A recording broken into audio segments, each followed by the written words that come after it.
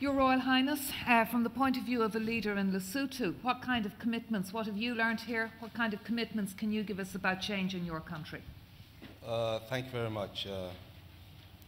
I think what I've learned from this conference, I mean, if I were to take a step back, some few months ago, I happened to share a stage with Joe, the Honourable Minister, in Cyprus.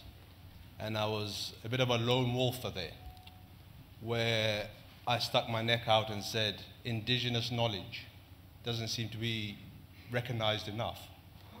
And I think, Joe, you recognize from what has come out from this conference, that the practitioners, and as Jay Naidu would say, those people in the coalface. In the days of struggle, we talk about people in the coalface. Indigenous knowledge needs to be matched, inaugurated, or incorporated into scientific research. Scientific research in isolation, I think is a waste of valuable resource. One thing which struck me as well here, I was sitting slightly behind, I'm not sure where the gentleman was either from Kenya or Uganda. This morning, he was remarking on how then do we influence dialogue from the bottom upwards.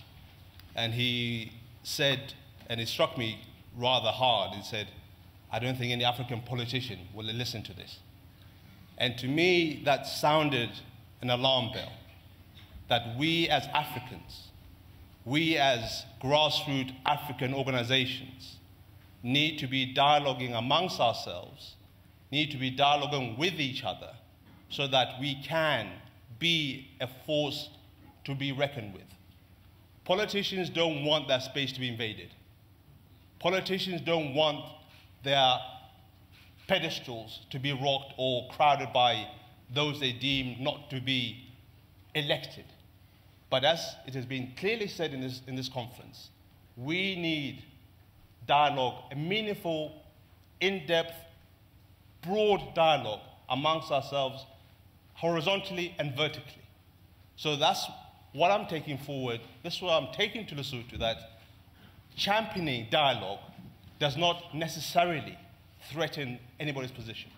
But what I'm also taking back from this dialogue, this conference today, these last 2 days, gender is very central to our development in Africa. We cannot but talk about the central role of the women. But as a younger person amongst our panelists here, I want to be, and I want to set myself up again as a bit of a loner and say that we in Africa, we in Lesotho, we have very young populations. The youth need equally to be positively, mentally, physically engaged in dialogue. Otherwise, instead of them being part of the solution, they will be part of the problem. Continuously, we argue or we talk for the youth. That voice needs to come out from themselves, speaking for themselves, but in collaboration with all the other stakeholders, so that when the baton is handed over to them, they're in a better position, in a better place to say that we were part of the solution 30 or 40 years ago.